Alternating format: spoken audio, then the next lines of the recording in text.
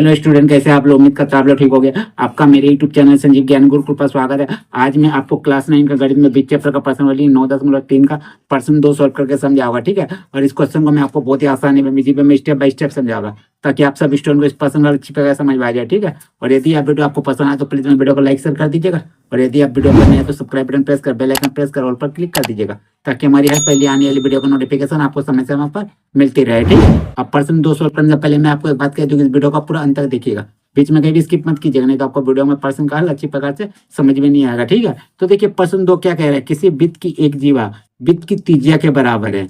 जीवा द्वारा लघु चाप के किसी बिंदु पर अंतरित कोण ज्ञात कीजिए तथा दीर्घ चाप के किसी बिंदु पर भी अंतरित कोण ज्ञात कीजिए, ठीक है। प्रश्न में आपका कहा गया है कि किसी वृत्त की एक जीवा वृत्त की त्रिज्या के बराबर है। इस प्रश्न में कोई भी आकृति नहीं दिया गया, इसलिए मैं प्रश्न को पढ़ के ही आपको आकृति तैयार करनी है, ठीक है।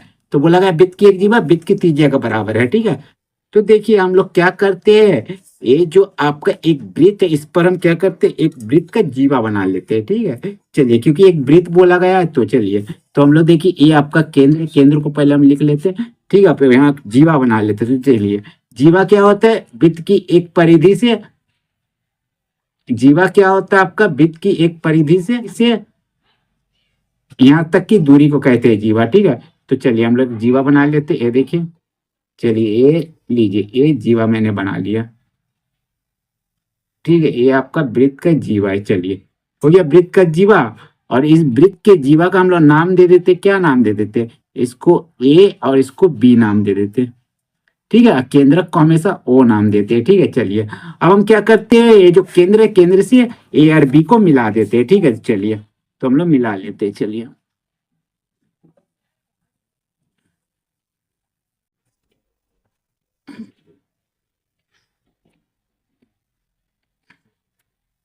लीजिए मिला लिए। अब केंद्र से हम लोग बी को भी मिला लेते, ठीक है। देखिए चलिए केंद्र से हम लोग बी को ही मिला लिया, ठीक है। और ये क्या बोला गया प्रश्न में बोला गया है, ये जो आपका जीवा है ये आपका क्या है, वृत्त की त्रिज्या का बराबर है। तो ये जीवा हो गया और ओ ए और ओ बी क्या हो गया, वृत्त की त्रिज्या हो गया। मतलब ओ ए और ओ बी आपके क्या है, जीवा ए बी के बराबर है, ठीक है। ये हमारा दिया गया है, ठीक है।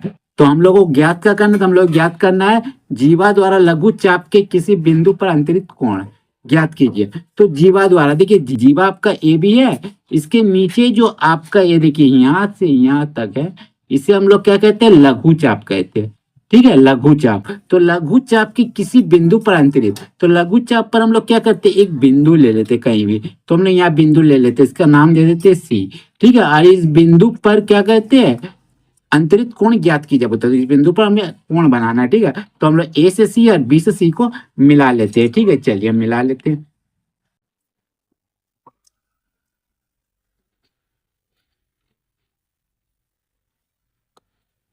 लीजिए। और इसको भी मिला लेते हैं बी से भी, ठीक है। चलिए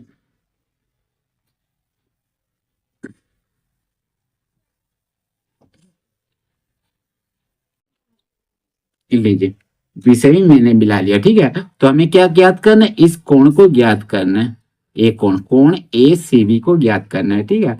और आपका आगे बोला गया है तथा दीर्घ चाप के किसी बिंदु पर भी अंतरित कोण ज्ञात कीजिए। और दीर्घ चाप का चाप आपका क्या हो गया, ये जो केंद्रक है, केंद्रक का ए यहाँ से यहाँ तक जो आपका चाप है ए बी, ऊपर वाला बड़ा चाप, इसे हम लोग दीर्घ चाप कहते हैं, ठीक है। तो दीर्घ चाप के किसी बिंदु, मान लीजिए हम लोग दीर्घ चाप के यहाँ एक बिंदु ले लेते हैं, ठीक है। और इस बिंदु का हम लोग नाम दे देते हैं क्या, डी। चलिए डी नाम दे देते हैं। तो ए से डी और ए से बी को हम लोग पहले मिला लेते हैं, ठीक है। चलिए मिला लेते हैं,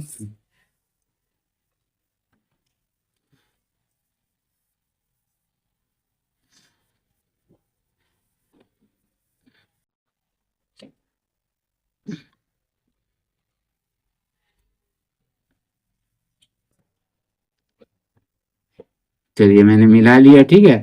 तो हमें ज्ञात क्या करना है, हमें ज्ञात करना है आपका ए वाला कोण ज्ञात करना है, दीर्घ कोण।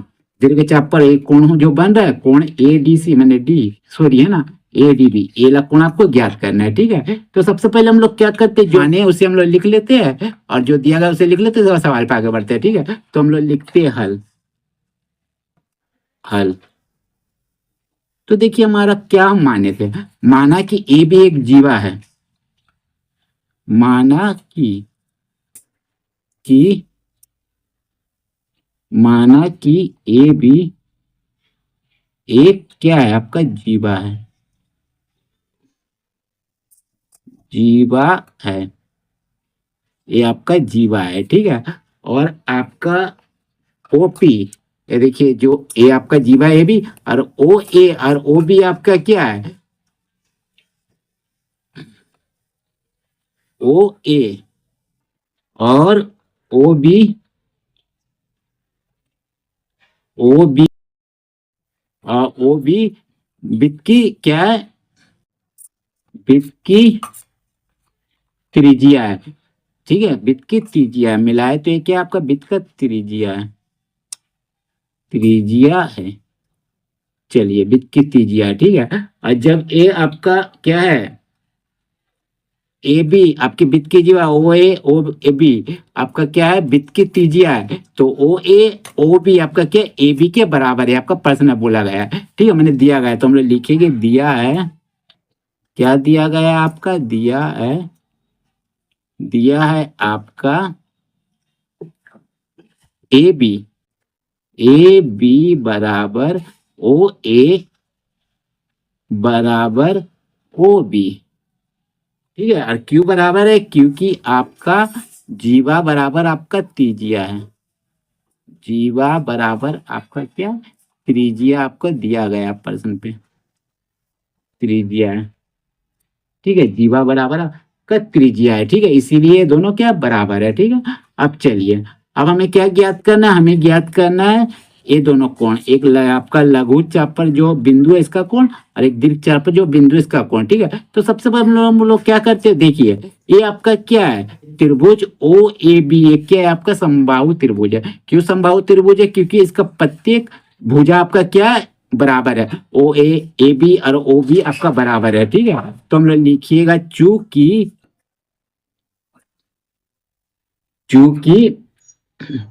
त्रिभुज ओ ए बी एक समबाहु त्रिभुज है, त्रिभुज है, त्रिभुज है। और जब एक समबाहु त्रिभुज है तो इसका प्रत्येक कोण 60 डिग्री का होगा, हम लोग जानते हैं समबाहु त्रिभुज का प्रत्येक कोण 60 डिग्री का होगा, ठीक है। तो इसका ए ला कोण कितना होगा, 60 डिग्री का होगा, कितना डिग्री का, 60 डिग्री का, यानी कोण, इसीलिए कोण ए ओ बी बराबर कितना 60 डिग्री होगा, ठीक है। और जब कोण ए ओ बी बराबर 60 डिग्री है तो ये क्या आपका केंद्र पर का कोण है, और हम लोग जानते हैं कि केंद्र पर का कोण परिधि पर के कोण की क्या होता है, आपका 2 गुना होता है, ठीक है। तो देखिए ए आपका डी बिंदु जो परिधि पर स्थित है, ठीक है, मतलब बड़े चापकला बिंदु जो, तो केंद्र पर का कोण परिधि पर के कोण के 2 गुना होता है, तो हम लोग लिख सकते हैं इसीलिए कोण ए ओ बी बराबर क्या लिखिएगा, 2 गुना कोण ए डी बी, कोण ए डी बी, और कारण हम लोग लिख देंगे केंद्र पर बना कोण परिधि वृत्त के परिधि पर, ठीक है, यहाँ लिखिएगा वृत्त की परिधि पर, वृत्त की परिधि पर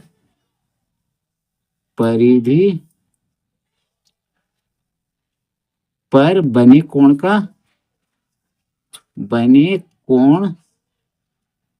का 2 गुना होता है, 2 गुना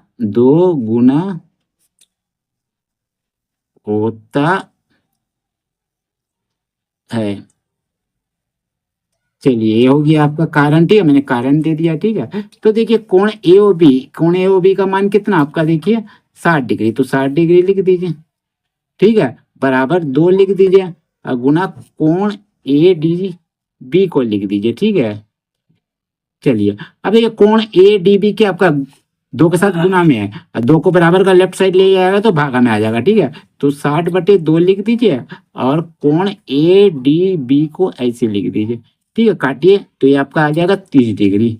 ठीक है, तो इसीलिए कोण ए डी बी बराबर आपका कितना आ गया 30 डिग्री। ठीक है, तो कोण ए डी बी का मान कितना आ गया 30 डिग्री, इसका मान आ गया 30 डिग्री। ठीक है, अब देखिए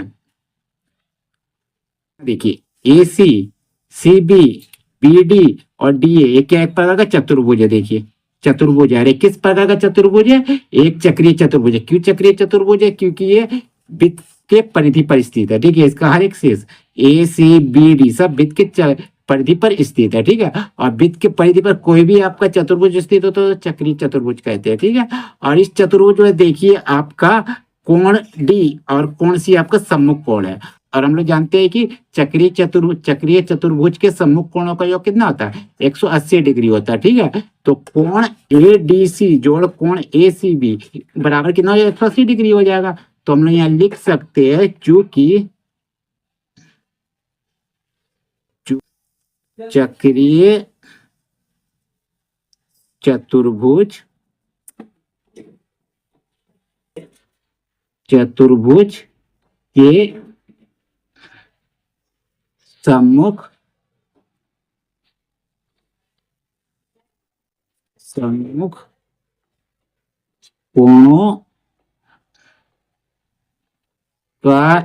का योग 180 डिग्री होता है। 180 डिग्री होता है। ठीक है, तो इसीलिए आपका क्या हो जाएगा कोण ए सी बी जोड़ कोण ए डी बी बराबर हो जाएगा 180 डिग्री। ठीक है, तो देखिए कोण ए सी बी हमें निकालना, तो इसको ऐसे रहने दीजिए। कोण ए सी बी जोड़ कोण ए डी बी का मान कितना है, कोण ए डी बी का मान देखिए 30 डिग्री, तो 30 डिग्री लिख दीजिए। ठीक है, और 180 डिग्री को उतार दीजिए। चलिए अब कोण ए सी बी को ऐसे लिखिए बराबर 180 डिग्री को भी ऐसे लिखिए। ठीक है, बराबर का लेफ्ट साइड प्लस में है 30 डिग्री, बराबर का राइट साइड आ जाएगा तो माइनस में 30 डिग्री आ जाएगा। ठीक है, तो इसीलिए कोण ए सी बी बराबर आपका कितना आ जाएगा 150 से 30 डिग्री घटाइएगा तो आपका 180 से 30 डिग्री घटाइएगा तो आपका कितना आ जाएगा 150 डिग्री। ठीक है, ये आपका आ जाएगा 150 डिग्री, तो इसका मान आ जाएगा आपका 150 डिग्री, लिख दीजिए 150 डिग्री। ठीक है, तो लघु चाप के किसी बिंदु पर अंतरित कोण कितना आ गया आपका 150 डिग्री, तो लिखिएगा अतः लघु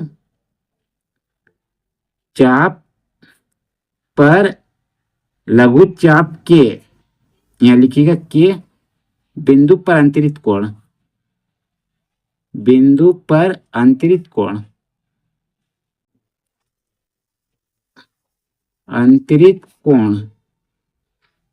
बराबर हो जाएगा आपका 150 डिग्री।